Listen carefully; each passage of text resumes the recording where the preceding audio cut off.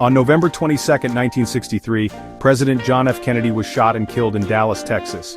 He was riding in a motorcade with his wife Jacqueline Kennedy and Governor John Connally of Texas. The shooting happened in Dealey Plaza. People heard gunshots and saw the president fall. He was rushed to the hospital, but doctors could not save him. The news of President Kennedy's death shocked the nation and the world. People mourned the loss of their young leader. The assassination remains a pivotal moment in American history. Lee Harvey Oswald, a former Marine, was arrested for the assassination. Oswald had lived in the Soviet Union for a time. He denied shooting the president, but before he could stand trial, Oswald was shot and killed. Jack Ruby, a Dallas nightclub owner, shot Oswald while he was being transferred between jails. The shootings of President Kennedy and Lee Harvey Oswald created a lot of confusion and suspicion. Many people did not believe that Oswald acted alone. The assassination raised many questions about what happened that day in Dallas. Who really killed President Kennedy? Why did they do it? Was Lee Harvey Oswald involved? These questions have lingered for decades. Many people believe there was a conspiracy to kill President Kennedy. They think the truth has been hidden. The assassination continues to be the subject of much debate and investigation. Following the assassination, the government formed a commission to investigate. This was called the Warren Commission, named after its chairman, Chief Justice Earl Warren. The commission interviewed witnesses, examined evidence, and issued a report. The Warren report concluded that Lee Harvey Oswald acted alone in killing President Kennedy. The report said Oswald fired 3 shots from the Texas School Book Depository building. It said 1 shot missed, 1 hit President Kennedy in the back and exited his throat, and the fatal shot hit him in the head. The Warren Commission also found that Jack Ruby acted alone in killing Oswald. The commission said Ruby was upset about Kennedy's death and wanted to avenge him. However, many people did not accept the Warren report's findings. They pointed to inconsistencies in the evidence and questioned the thoroughness of the investigation. Critics also questioned the single bullet theory, which proposed that 1 bullet caused multiple wounds to President Kennedy and Governor Connally.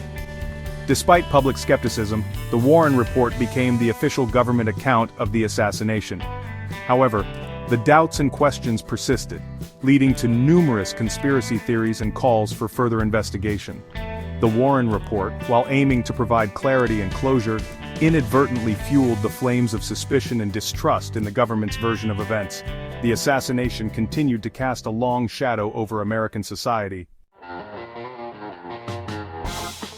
One of the most enduring conspiracy theories is that the CIA was involved in President Kennedy's assassination. Some people believe that the CIA had a motive to kill Kennedy.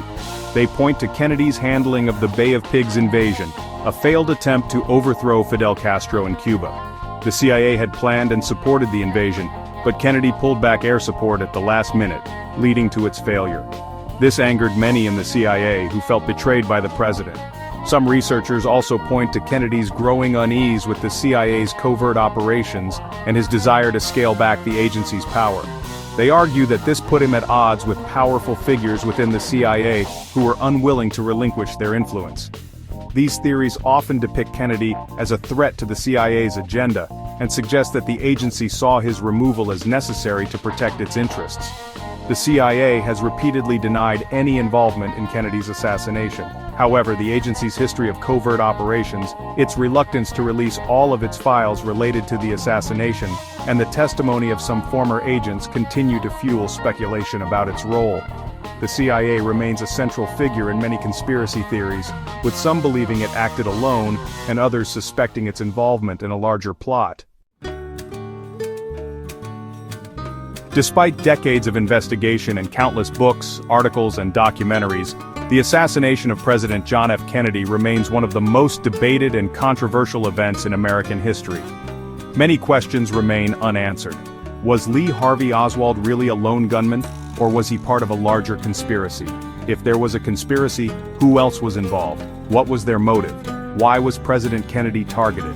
The release of some, but not all, classified documents related to the assassination has only intensified the debate.